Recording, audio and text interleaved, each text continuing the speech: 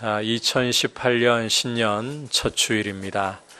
이렇게 우리 앞에 한 해를 열어주신 우리 주님께 감사를 드리고 이 한 해가 주님의 은혜 가운데 붙잡혀서 주님과 믿음으로 동행하는 귀한 복을 충만하게 누리시기를 축복합니다. 우리 옆에 분들과 한번 인사 나눕시다. 사랑하고 축복합니다. 주님과 동행하는 한 해가 됩시다. 우리가 지난 시간 이어서 야곱이 임종하기 전에 자신의 12아들들을 축복하는 내용을 계속해서 보려고 합니다. 그 중에서도 오늘은 요셉을 축복하는 내용을 함께 공부를 하려고 하는데, 내용을 보시면 요셉을 가리켜서 복 있는 사람이라고 부르는 것이 전혀 어색하지 않다는 것을 충분히 느끼실 수가 있을 겁니다. 참고로 지난 시간에 야곱이 자기 아들들을 축복하는 게 이 팔이 안으로 굽는 게 아니라 그랬죠. 각 아들들의 분량을 따라서, 다시 말해서 하나님의 관점으로 이 아들들을 축복하는 것이다. 따라서 우리가 이 요셉에 대해서 야곱이 축복할 때 과거 편애하던 그 습관 따라 축복한다라고 보시면 안 돼요. 오히려 하나님이 야곱을 통해서 요셉을 축복하시는 내용이 오늘의 내용이다. 이렇게 이해를 하고 말씀을 보아야 합니다. 이 말씀을 통해서 우리가 복 있는 사람, 신년 첫 주일 어떻게 이렇게 맞추려고 한 건 아닌데 복 있는 사람에 대해서 말씀을 주시네요. 이 말씀을 통해서 복 있는 사람의 모습이 무엇인가 가슴에 새기고 이 한 해를 정말 의미 있게 복 있는 사람으로 살아갈 수 있기를 축복합니다. 자, 그렇다면 첫 번째로 복 있는 사람의 모습이 어떠한가? 그 모습은 담을 넘는 무성한 가지와 같은, 다시 말해서 많은 열매로 유익을 끼치는 모습입니다. 여러분, 복 있는 사람은 무성한 가지와 같은 많은 열매로서 유익을 끼치는 사람이라는 것을 꼭 기억하시기를 바랍니다. 우리 함께 22절 보도록 하겠습니다. 시작.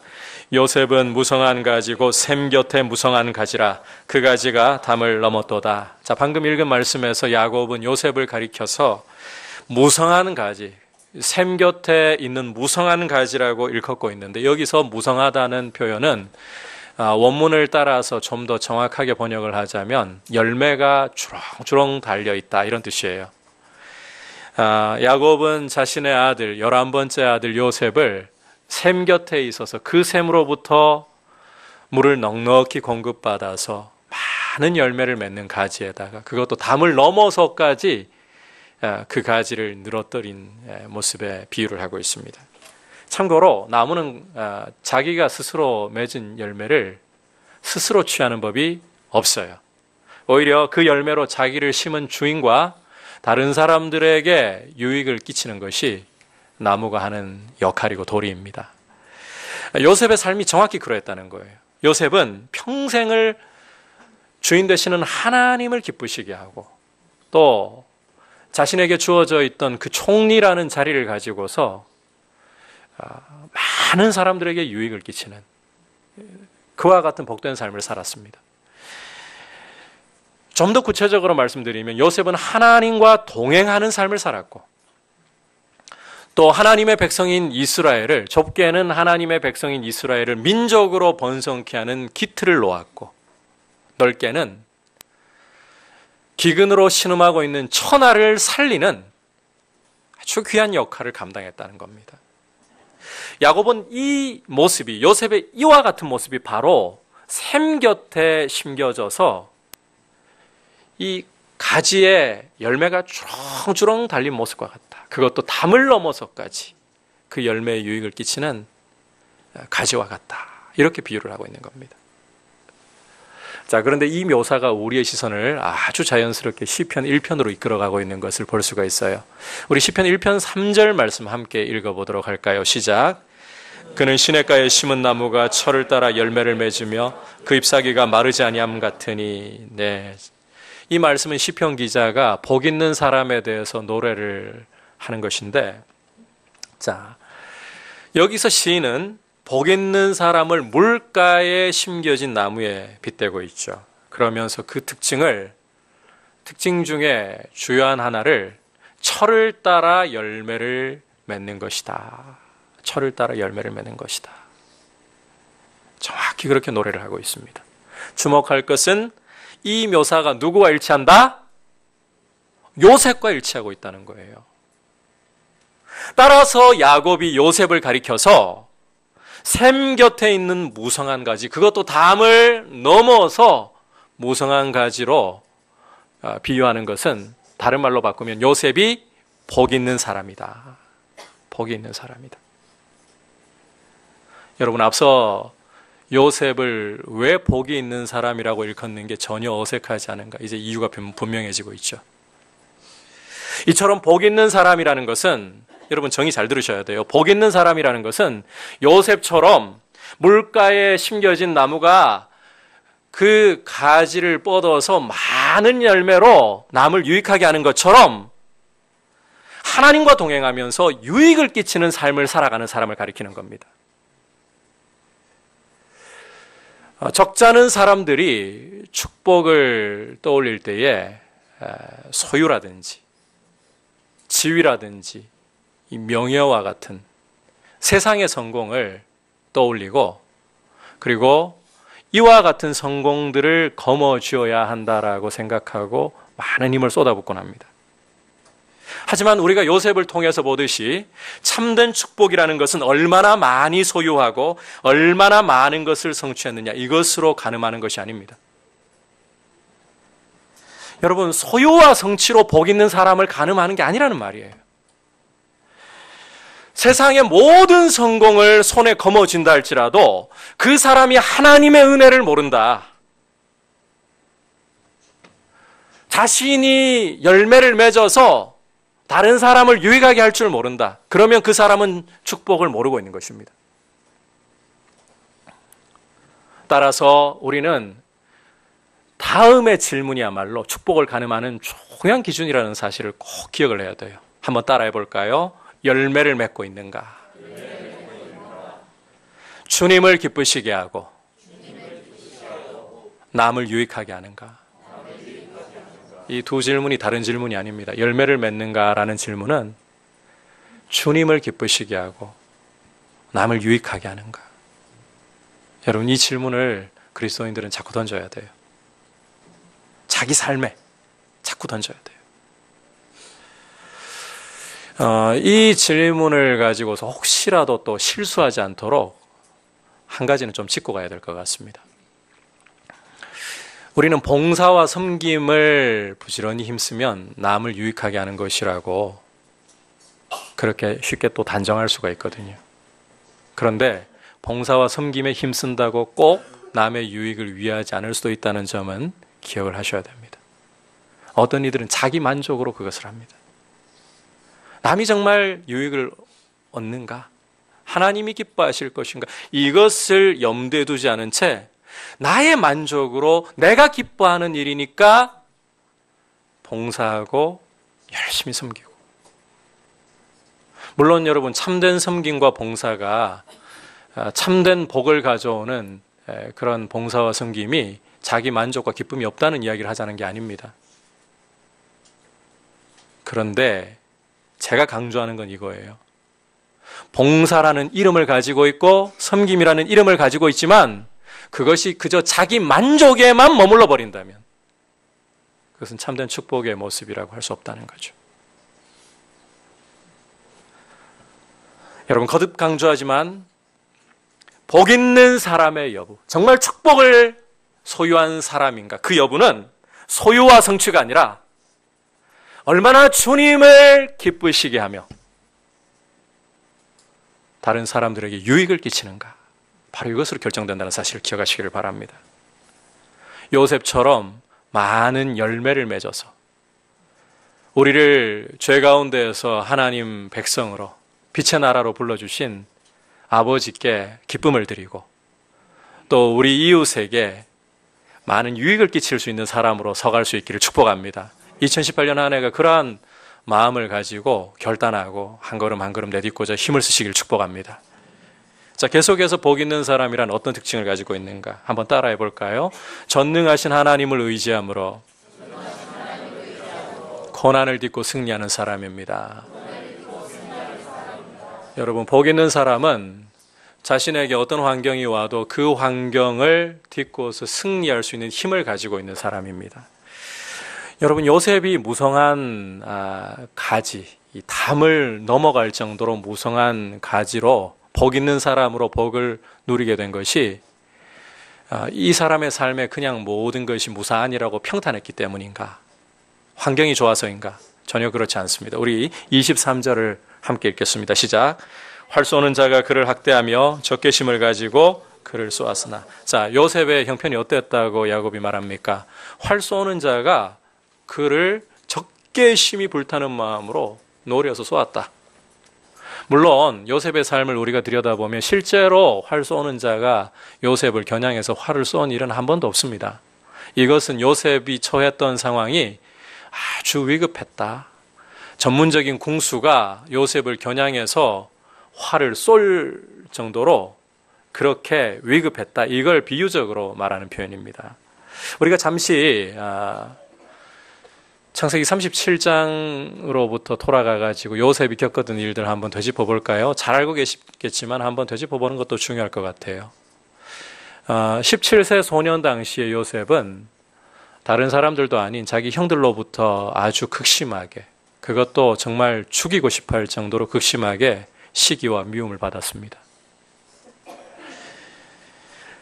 아버지가 장자에게나 입힐 채색옷을 11번째, 형제들 중에 순위에도 못 들잖아요. 11번째에게 입히고 그 정도로 편애를 하고, 아버지만 편애하면 다행인데 요셉이 17세 소년 때 또 어떤 일을 경험했습니까?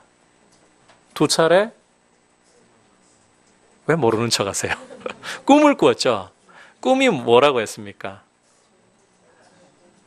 자, 우리가 이 배운 거를 이렇게 복습을 해보는 거예요. 근동 지역에서는 꿈이 신의 계시가 임하는 통로로 널리 여겨진다 했었죠. 하나님 말씀이 임하는 통로가 바로 꿈이라는 거예요. 그 말은 아버지만 요셉을 편애하는 게 아니라 심지어 누구까지도? 하나님까지도 전밉상 요셉을 저렇게 사랑하시다니 열받는 거예요. 그래서 하루는 아버지의 심부름을 쫓아가지고 형들이 안부를 물으러 왔는데 자기 동생 요셉을 정말 죽이려고 채색옷을 벗기고 구덩이에 던져 넣어버렸었죠. 이런 위기 가운데에서 아슬아슬하게 누가 바로 그 옆을 지나갔느냐. 이스마엘 상인들이 지나가면서 요셉을 죽음의 위기에서 가까스로 건져냈습니다. 하지만 요셉에게 처한 위기가 이걸로 끝나느냐? 아니에요. 이제는 새로운 위기를 맞는 겁니다. 낯설고 물선 애굽 땅으로, 노예로 보디발의 집에 끌려가면서 제2의 위기가 시작되는 거죠. 하지만 적응을 하고 나니까 조금 살만한 틈이 보여요. 왜냐하면 주인 보디발이 요셉을 보면서 신뢰하기 시작하는 거예요. 그래서 가정 총무로 세워서 집안의 모든 사물을 요셉에게 자기 아내 빼고는 다 맡길 정도로 조금 숨을 쉴 수 있는 틈이 생기는 겁니다. 그런데 요셉은 좀 숨 쉴 틈을 얻는 것도 사치인지 얼마 지나지 않아 무슨 사태가 또 발생했습니까? 옥에 죄수로 떨어지는 사태가 발생했어요. 사실은 주인을 충성되게 섬기려고 하나님을 두려워하고 하나님을 정말 경외하려고 한 행동인데 누명을 써가지고 그렇게 죄수의 신세가 되어버렸지 않습니까? 참 꼬이는 인생입니다. 그런데 그나마 여기서도 또 숨 쉴 수 있는 틈이 잠깐 오는 것 같았어요.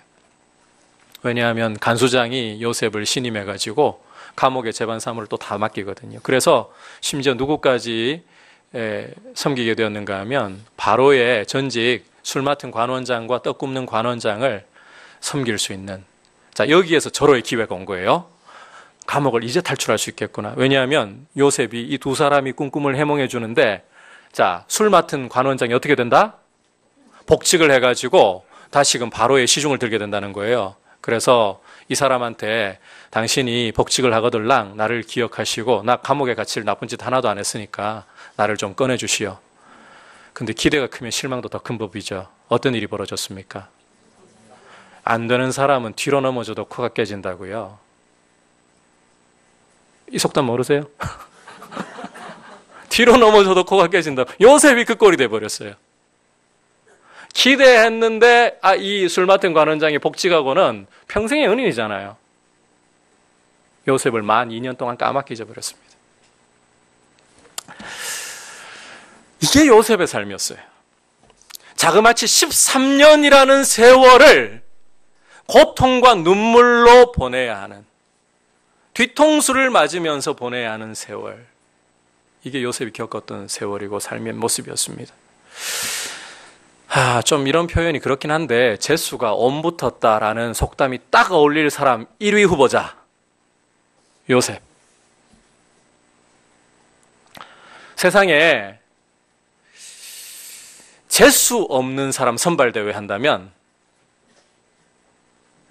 영광의 1위로 올라갈 후보자 요셉.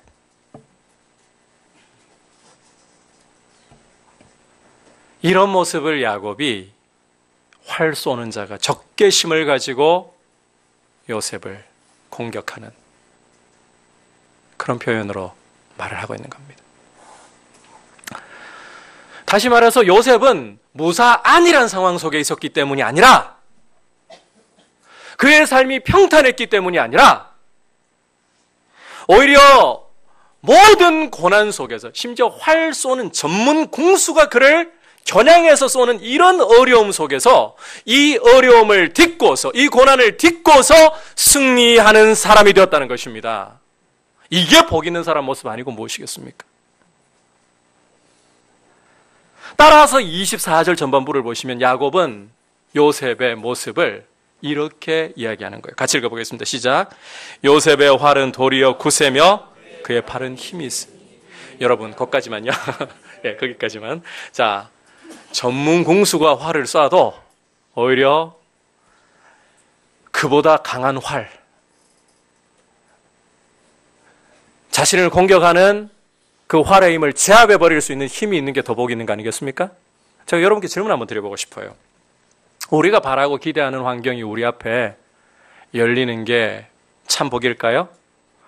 저는 2018년 한 해 동안에 여러분들이 마음에 정말 소원하고 바라는 일들이 여러분 앞에 하나하나 이루어지기를 축복합니다. 담임 목사로서요, 여러분 인생이 참 잘 풀리는 걸 보고 싶어요, 솔직히. 그런데 제가 여러분께 오늘 정확하게 한번 좀 짚어드리고 싶어요. 내가 바라고 기대하던 환경이 열리는 것만이 참된 복일까요? 물론 그것도 복이라고도 할 수 있습니다. 하지만 어떠한 환경이 주어지든지 간에, 그 환경이 무엇이든지 간에 오히려 그것을 딛고 일어서서 승리할 수 있는 힘을 가지고 있는 게 도리어 참된 복이 아닐까요? 고난이 없는 삶을 살아가기보다 고난이 온다 할지라도 그 고난을 밟고 올라서서 승리자가 되는 것이 진짜 복이 아니겠습니까? 여러분, 우리가 바라고 원했던 좋은 환경들이, 내가 기대했던 일들이 하나하나 그냥 편안하게 열려서 거기서 승리자가 되는 것은 사실 누구나 할 수 있는 일이지 않습니까? 혹 저는 이런 말을 했어요. 용기라는 것은, 참된 용기라는 것은 두려움이 없는 게 아니라, 한번 따라해 볼까요? 두려움에 맞서는 것입니다. 마찬가지로 진정한 승리, 진정한 축복이라는 것은 어려움이 없고 고난이 없는 삶이 아니라, 어떤 고난이 온다 해도 그것을 밟고 우뚝 서서 담대히 승리를 외칠 수 있는 것, 이런 모습 아니겠습니까? 여러분, 이런 복을 누리시길 축복합니다. 요셉처럼 활 쏘는 자가 겨냥을 해서 적개심을 가지고 쏠지라도 오히려 여러분의 활이 더욱더 굳셀 수 있기를 축복합니다. 여러분의 팔의 힘이 더욱더 강할 수 있기를 주의 이름으로 축복합니다. 자, 그렇다면 도대체 이 강한 힘이 어디서부터 오는 걸까? 요셉 자신에게서부터 오는 걸까? 우리는 이 질문도 던져봐야 돼요. 우리 24절 후반부 이는부터 계속 같이 읽어보겠습니다. 시작. 이는 야곱의 전능자 이스라엘의 반석인 목자의 손을 힘입음이라. 여러분, 요셉이 모든 고난을 통과해서 그 고난 위에 우뚝 설 수 있는 승리자가 된 것은, 참 복 있는 사람이 된 것은 자기의 힘이 아니라 누구를 힘입었기 때문에? 전능하신 하나님의 손을 힘입었기 때문이라고 말씀하고 있는 거예요. 우리가 창세기 39장을 읽어보면 요셉은 먼저는 노예의 삶으로 떨어졌고 이어서 죄수의 삶으로 떨어졌습니다. 그런데 그 가운데에서 우리는 낭망하고 좌절해서 주저앉아 있는 요셉의 모습을 볼 수가 없습니다. 오히려 형통한 요셉의 모습을 볼 따름입니다. 그 이유가 한번 따라합시다. 하나님이 요셉과 함께 하셨기 때문에. 요셉과 함께 하시는 하나님이 바로 승리의 원동력이고 비결인 거예요. 여러분, 하나님의 전능한 손의 힘을, 그 도우심을 받는 한 해가 될 수 있기를 축복합니다. 이렇게 하나님의 손의 힘을 입는 사람들은 그 미래까지도 하나님께 보장을 받습니다. 우리 25절, 26절 말씀 함께 읽어볼까요? 시작. 내 아버지의 하나님께로 말미암나니 그가 너를 도우실 것이요 전능자로 말미암나니 그가 내게 복을 주실 것이라. 위로 하늘의 복과 아래로 깊은 샘의 복과 젖먹이는 복과 태의 복이리로다. 내 아버지의 축복이 내 선조의 축복보다 나아서 영원한 산이 한없음같이 요셉의 머리로 돌아오며 그 형제 중 뛰어난 자의 정수리로 돌아오리로다. 자, 방금 읽은 말씀은 야곱이 요셉의 미래를 이제 예언하는, 미래를 축복하는 말씀인데, 야곱은 하나님과 동행하면서 하나님의 도우심을 의지했던 요셉이 앞으로도 장래에도 하나님의 도우심과 풍성한 복을 받을 것이라고 예언을 하고 있습니다. 구체적으로 보면 하늘의 복과 아래로 깊은 샘의 복과 젖먹이는 복과 태의 복. 자, 여러분, 이 부분을 우리가 뭔지 해석을 하고 가야 돼요. 우선 21세기의 사고로 이 복들을 생각하면 실수합니다. 고대 근동 농경 문화를 염두에 두고 이 복을 이해를 해야 돼요. 자, 위로 하늘의 복, 아래로 깊은 샘의 복. 이게 뭘 의미할까요? 위로부터 비가 내리고 아래에서 이 물이 풍성하게 공급되면 뭐가 풍성하게 자란다는 겁니까? 소출이, 땅에 곡식이 풍성하게 자라서 땅이 내는 풍성한 소출을 얻게 된다. 이 이야기를 하고 있는 거예요. 그 다음에 농경사회에서 젖을 먹이고 태의 복을 얻는다. 이 말은 자손이 번성할 것을 이야기하는 거죠. 자, 자손이 번성한다는 것은 고대 세계의 농경사회에서는 힘을 상징해요. 그러니까 하나님이 요셉의 삶 가운데 풍요로움과 힘을 주실 것이다. 이해되시죠? 좋은 거 아닙니까? 혹시 이런 복이 싫으신 분 있으면 이상한 거죠. 그런데 여러분, 이렇게 끝내버리면 우리가 오해가 많아요. 이 복을 여러분 다시 한번 들여다보셔야 돼요. 이 복을 가만히 보니까 어디인가 낯익은 게 있어요. 풍요로움은 땅을 차지하고 땅에 거주해 얻을 수 있는 거잖아요. 이해 안 되십니까? 땅이 있어야 농사를 지어가지고 이런 풍요로움을 얻죠. 맞죠? 땅에 대한 복인 거예요. 그 다음에 젖먹이고 아이를 임신하는 복을 얻는다. 자손의 복인 거예요. 자, 땅과 자손 어디선가 많이 보지 않았습니까? 창세기를 강의하면서 구약 전체에 흐르는 하나님의 가장 중요한 두 개 축복이 뭐라 그랬습니까? 바로 이 두 가지, 땅과 자손의 복입니다. 이 땅과 자손의 복이 왜 그렇게 중요하냐? 이것은 하나님의 나라를 이루는 핵심 요소이기 때문입니다. 하나님의 통치 안에서 백성이 있어야 돼요. 자손이 번성해야 되는 거예요. 하나님이 다스리시는 영역, 땅으로 표현이 되고 있는 거예요, 구약은. 다시 말해서 요셉에게 주는 이 장래의 축복은 단순히 물질적인 복을 말하는 게 아니에요. 이것은 정말 신령한 하늘의 복을 말하고 있는 거예요. 요셉의 자손들이 장차 하나님 나라를 이루어가는 일에 중요한 역할을 하게 된다. 큰 역할을 하게 된다. 이해하시겠죠? 여러분, 우리 인생이 이 땅을 살아가면서 돈 많이 버는 게 복이라고요? 물론 하나님이 그렇게 주실 수 있어요. 그거 부정하지 마세요.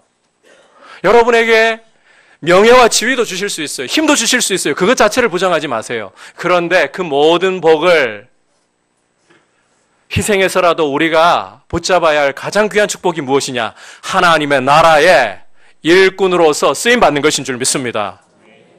여러분, 영광의 나라, 흔들리지 않고 쇠하지 않는 하나님의 나라를 위해 기둥과 같이 쓰임받을 수 있는 그런 복을 얻는다. 이거 얼마나 복된 일입니까? 영광스러운 일입니까?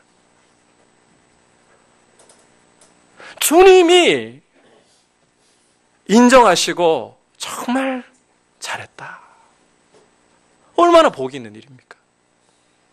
역사적으로 보면 요셉은 에브라임과 므낫세 두 지파를 이루죠.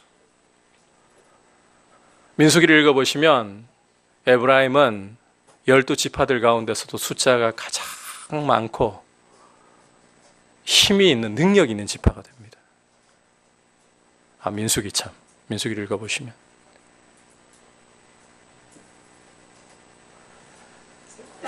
여러분, 미래에 대한 불안함이 마음을 엄습합니까?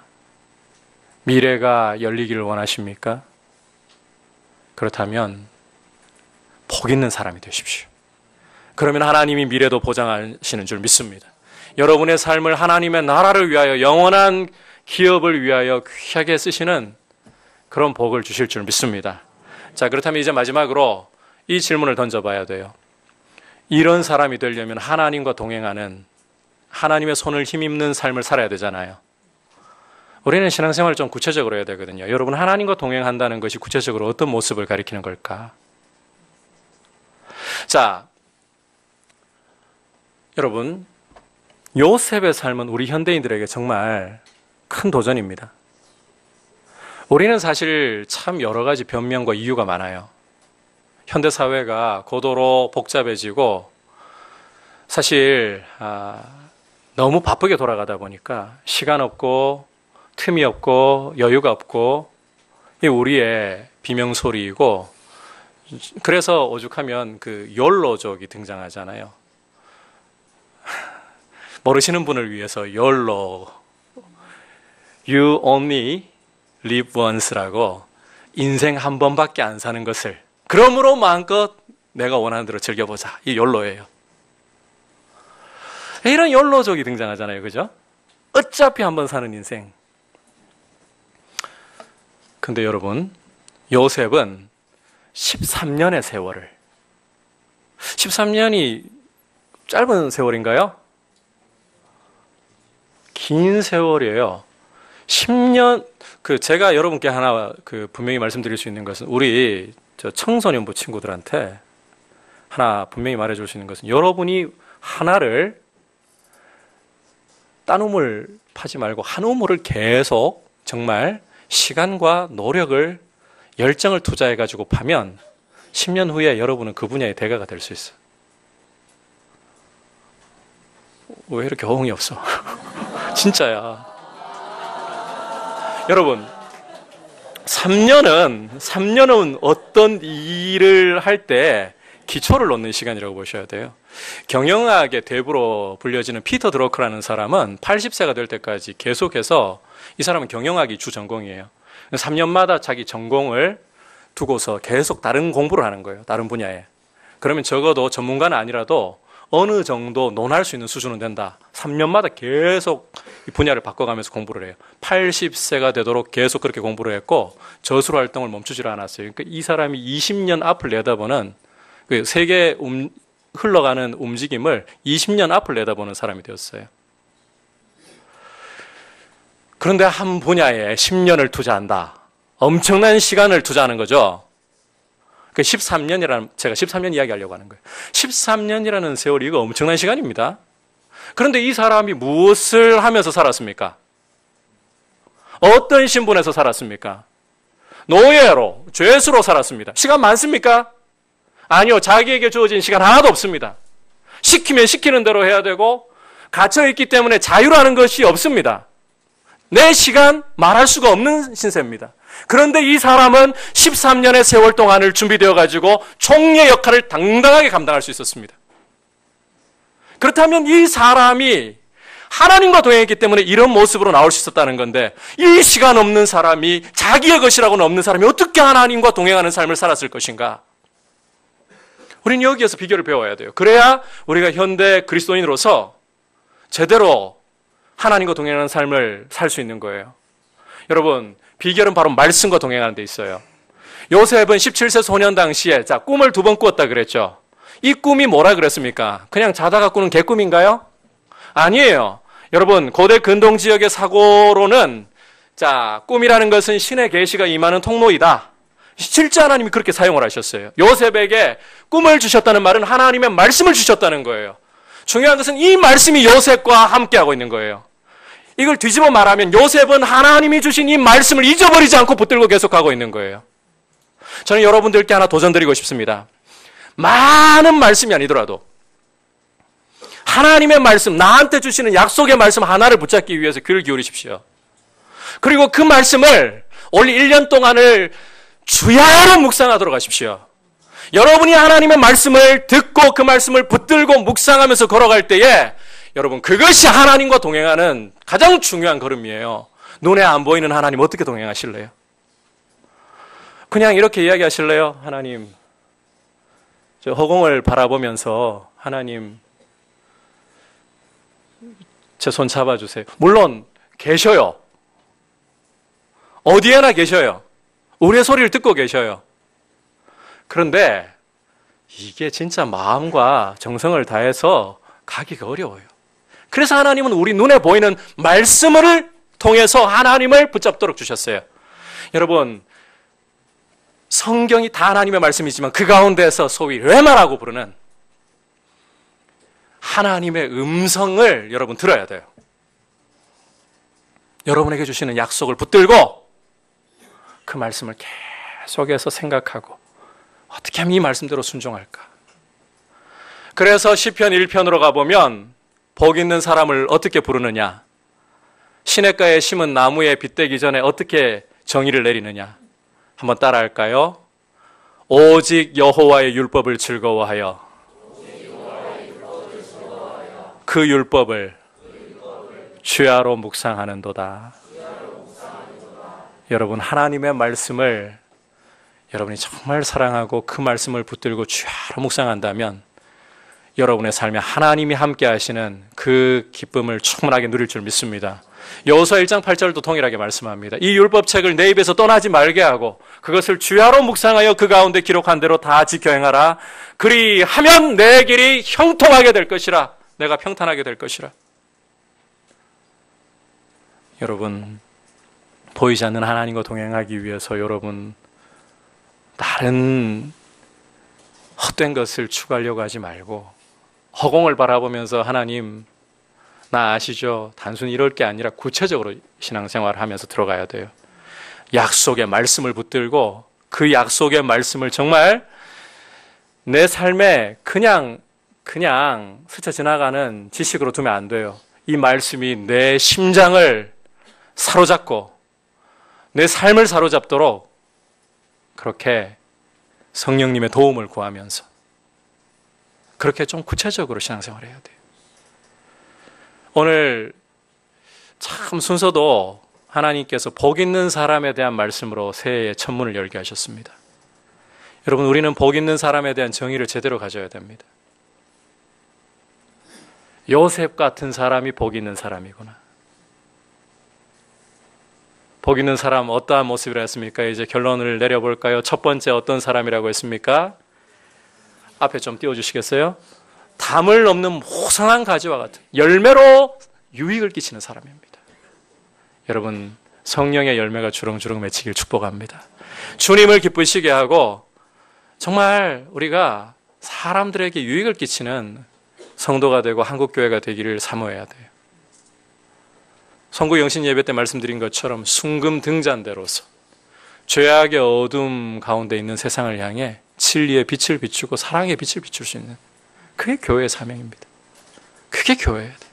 한번 따라 합시다. 나는 세상의 빛입니다. 빛이 될 것이 아니라 이미 되었습니다. 그럼 빛답게 사십시오.